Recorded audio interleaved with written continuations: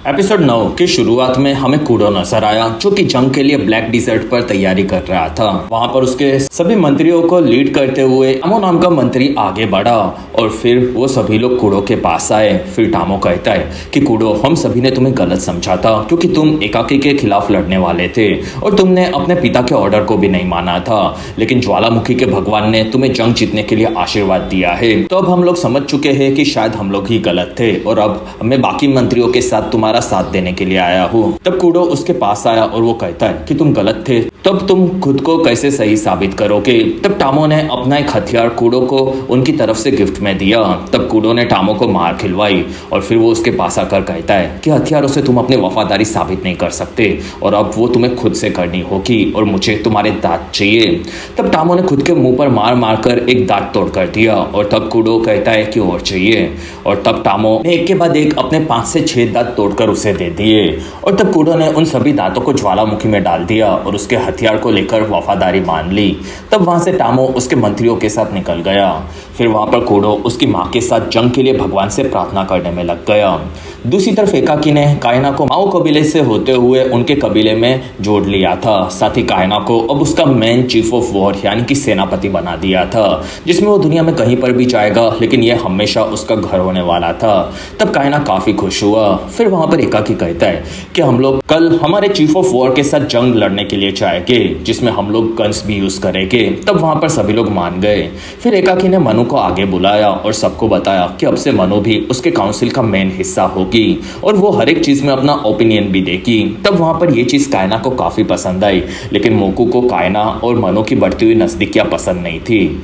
फिर वहां पर एकाकी ने सभा को खत्म किया। तब कायना मनु को बाय बोलकर निकल गया और एकाकी कहता है कि मनु, तुम जैसे दुनिया को देखती हो वैसा मैंने कभी भी नहीं देखा है, इसलिए हमें तुम्हारे नए नजरिए की जरूरत है। तब मनु खुश हुई। दोपहर होते होते टोनी सभी सैनिकों को गन्स चलाने के लिए ट्रेन कर रहा था और फिर उसने सभी को आराम करने के लिए कहा।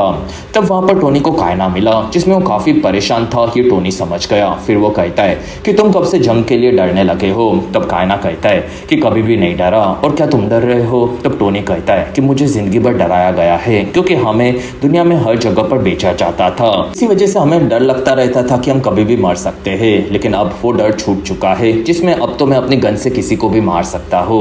तब कायना कहता है कि कल हमारा सामना इस जगह के भगवान से होगा और अगर मुझे कुछ हुआ तो तुम यहाँ पर हमेशा रह सकते हो और ये जगह तुम्हारा परिवार है जिसमें तुम्हें कहीं और भागने की जरूरत नहीं है। तब टोनी ये सुनकर खुश हुआ। कुछ देर बाद टूडो आकर कायना से मिला जिसमें कायना अपने हथियारों को तैयार कर रहा था। तब टूडो कहता है कि मैंने हमेशा तुम्हारा साथ दिया है, लेकिन कुछ वक्त पहले हम सभी को लगा कि तुम मर चुके हो। तब हम सभी लोग काफी दुखी थे और इसी वजह से मैं और जीना करीब भी आ गए थे। और तब ये सुनकर कायना ने अपने हथियार लिए। तब टूडो कहता है कि मैंने अपनी जिंदगी में काफी बड़ी गलती की है जिसमें मुझे जीना से प्यार हो गया था और मैंने तुम्हें भी धोखा दिया है। तब कायना ने उसे उसका हथियार दिया और वो कहता है कि तुमने जो भी किया वो अपने मरे हुए भाई के लिए किया था, लेकिन अब मैं जिंदा हूँ और मैं अपने परिवार के बिना कूडो से लड़ नहीं सकता। तब जाकर टूडो शांत हुआ। दूसरी तरफ हमें किली नजर आया जो कि अपने बेटे कुपुले के पास था और कुपुले अभी भी काफी ज्यादा घायल था। तब किली कहता है कि मैं अपने बेटे को शायद कभी भी समझ ही नहीं पाया।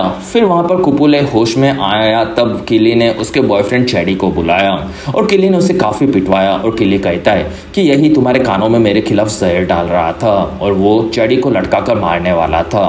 तब कुपुले कहता है कि प्लीज इसे छोड़ दो और तब किली ने उसे आजाद करवा दिया और वो कहता है कि इसे राजकुमार ने खुद जिंदा छोड़ा है, लेकिन ये मन का काफी मेला है तो मैं इसे खुद अपने हाथों से शुद्ध करूंगा। और तब जाकर वहां पर कुपुले शांत हुआ। दूसरी तरफ सभी सैनिक लड़ने के लिए जमा हो रहे थे। तब वहां पर कायना ऊपर से उन्हें देख रहा था और मनु आकर कायना से मिली। फिर मनु कहती है कि कल सुबह एकाकी के साथ हम लोग मंदिर से जंग के लिए निकलेंगे।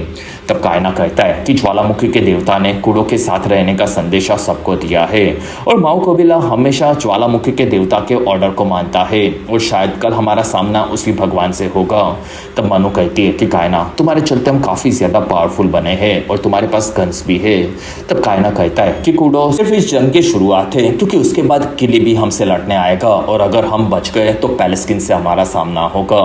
तब मनु ने कायना को उसका हाथ पकड़कर कहा कि मैं हमेशा तुम्हारे साथ साथ हूँ। तब कायना कहता है कि तुम तो एकाकी के साथ हो। और तब मनु कहती है कि वैसे तो तुम भी अपने परिवार के साथ हो और हमेशा रहोगे, जिसमें हम लोग पहली बार मिले थे तब से काफी आगे बढ़ चुके हैं। तब कायना हंसने लगा।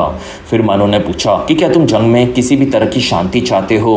तब कायना कहता है कि मैं शांति तो चाहता हूँ, लेकिन आज बिल्कुल नहीं। फिर वहाँ से कायना वापस अपने घर पर आया। तब उसे वहाँ पर टेटा मिली और कायना उसके पास आकर कहता है कि मैंने तुम्हें कभी भी इतना तड़पते हुए और अकेले नहीं देखा है, जिसमें जूडो तुमसे काफ़ी ज़्यादा प्यार करता था और वो भी यही चाहेगा कि तुम ऐसे मत तड़पो। तब वहाँ पर टेटा दुखी हुई और कायना ने उसे संभाला। फिर वहाँ पर टेटा कहती है कि मैं भी कल तुम्हारे साथ जंग में चलूँगी। सुबह होने पर कायना को उसका परिवार तैयार कर रहा था। दूसरी तरफ एकाकी ने भी मनु को तैयार किया। फिर मनु ने देखा कि एकाकी काफ़ी दुखी था। तब एकाकी कहता है कि आज हम हमारे वॉरियर्स के चलते जंग जीत जाएंगे, लेकिन मरने वाले लोगों के लिए अभी भी मुझे दुख हो रहा है। तब मनु ने एकाकी को संभाला और उन दोनों ने किस किया। तब तक कायना भी अपने परिवार के साथ जंग के लिए मंदिर की तरफ आगे बढ़ा। फिर मंदिर के पास एकाकी ने गॉड ऑफ वॉर के सामने सर झुकाकर जंग में जीत लाने के लिए प्रार्थना की। तब वहां पर गॉड ऑफ वॉर के बनाए हुए पंखों के मूर्ति से एक पंख उड़ा और वो कायना के शरीर पर आ बैठा। तब वहां पर एकाकी कहता है कि गॉड ऑफ वॉर ने हमें जंग के लिए आशीर्वाद दिया है और अब हमें जीतने से कोई नहीं रोक सकता, इसलिए हमें ब्लैक डिजर्ट पर जंग लड़ने के लिए निकलना होगा। फिर वहां से काफी लंबा सफर तय करके पूरी आर्मी ब्लैक डिजर्ट की जगह पर पहुंची और वहां पर कूडो की एक विशाल आर्मी पहले से खड़ी थी। और तब दोनों आर्मी ने एक दूसरे को देखा और ये बैटल असल में 3 हिस्सों में होने वाला था, जिसमें वहां पर एकाकी ने सबसे पहले गॉड ऑफ वॉर की मूर्तियों को एक दूसरे के पंडितों के साथ आमने सामने किया।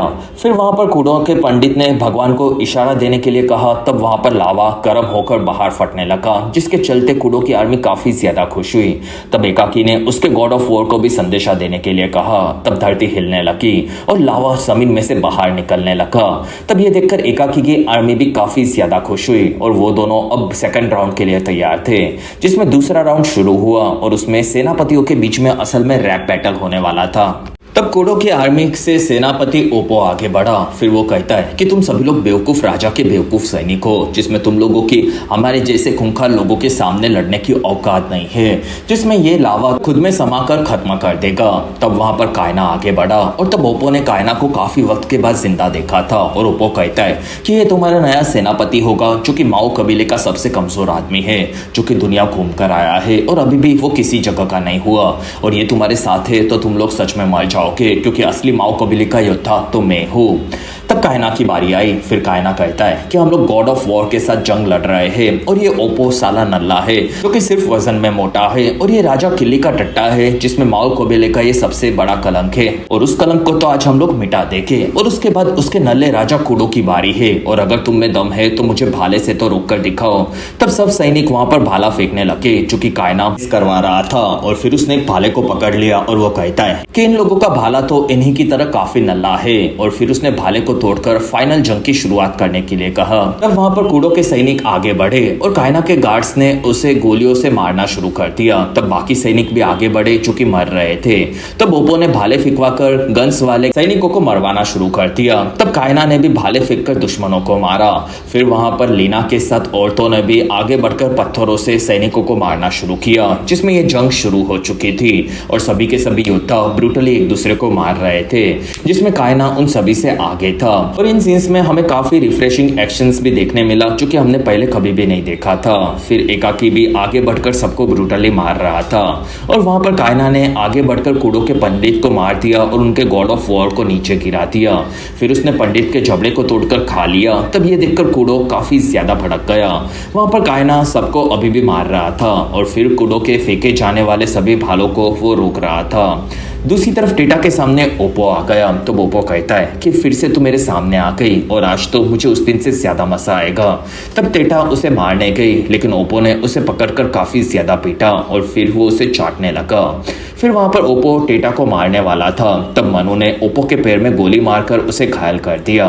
तब वहां पर टेटा ने ओप्पो को काफी सारे घाव दे देकर तड़पाना शुरू किया। फिर उसने अपने जहरीले हथियार को लिया और उसी हथियार से वो ओप्पो के शरीर में हर जगह पर घाव देने लगी और उसने ओप्पो की एक आंख भी फोड़ डाली, जिसमें वो जहर के चलते तड़प रहा था। तब टेटा ने उसके मुंह में पत्थर रखा और उसके पैरों से उस मुंह को ही कुचल दिया, जिसमें जंग शाम तक चलती जा रही थी और कायना अभी भी ब्रूटली सबको मार रहा था। फिर उसने कूडो के खास गार्ड को भी मार दिया और अब वो दोनों आमने सामने आ चुके थे। दूसरी तरफ एक सैनिक जीना के पीठ में भाला घुसाकर उसे मार रहा था। तब टूडो ने आकर उस सैनिक को काफी ब्रूटली मारा और वहीं पर ज्वालामुखी फटने लगा और ब्लैक डिजर्ट का एक काफी बड़ा पत्थर लावा में घुस गया, जिसके चलते वहां पर काफी सारे सैनिक मारे गए और वहां पर लावा अब बहने लगा था, जिसमें जीना को टूडो ने पकड़ा और उसके पीठ से टूडो ने भाला निकाल दिया, जिसमें जीना अब काफी ज्यादा कमजोर हो चुकी थी। दूसरी तरफ एक काफी बड़े पत्थर पर सिर्फ कूडो और कायना खड़े थे और कूडो को भी पता था कि वो कायना जैसे ब्रूटल योद्धा से नहीं जीत सकता और उसने हार मान ली थी। तब कायना ने कूडो को मारने के लिए अपनी गन निकाली, लेकिन वहीं पर लावा का एक धमाका हुआ, जिसके चलते वो दोनों काफी दूर जा गिरे थे, जिसमें लावा के हमले में कूडो जलकर मर चुका था। ये चीज वहां पर एकाकी के सैनिकों ने देखी, तब वो काफी खुश हुए। लेकिन मनु वहां से कायना के लिए परेशान होकर दूसरी तरफ कायना के पास आई, जो कि वहां पर मरा पड़ा था, और तब मनु उसे मरा हुआ समझकर काफी ज्यादा दुखी हुई। लेकिन वहां पर कायना ने मनु को पकड़ लिया और वो अभी भी जिंदा था, जिसमें मनु वहां पर कूट कूट कर रो रही थी और तब कायना ने उसे शांत करवाया। और ये दोनों दूसरी तरफ थे, जिसमें उन दोनों को वहां पर सिर्फ मोकू ने देखा और तब वो ये देखकर वहां से निकल गया, जिसमें कायना और मनु ने ऑलमोस्ट प्यार का इजहार कर ही दिया था। फिर वो दोनों पूरी आर्मी के सामने आए। तब वहां पर जंग के जीतने से सभी लोग काफी ज्यादा खुश थे और मनु ने वहां पर एकाकी को देखा, तब वो एकाकी के पास में आकर खड़ी हो गई और तब कायना सभी सैनिकों को देखकर काफी ज्यादा खुश था। फिर कायना कहता है कि कामेहामेहा राजा की जय हो, और तब वहां पर सभी लोग एकाकी की जय बोलने लगे और एकाकी भी जंग के बाद कायना को देख रहा था। तब कायना वहां से शांत होकर आगे के बारे में सोचने लगा और फिर हमें टेटा नजर आई, जो कि अपना बदला ले चुकी थी और टूडो भी जीना के घायल होने पर उसे संभाल रहा था। फिर कायना ने आगे आने वाले खतरे के बारे में सोचा, जिसके लिए वो अब पूरी तरह से तैयार था। दूसरी तरफ चैडी राजा किली के पास आया और किली उसके ओरजी टेंट में बैठा था, और उस टेंट का नाम ओरजी क्यों है ये तो आप समझ ही गए होगे। फिर वहां पर चैडी आकर किली से मिला। तब किली ने पूछा कि तुम यहाँ पर क्यों आए हो।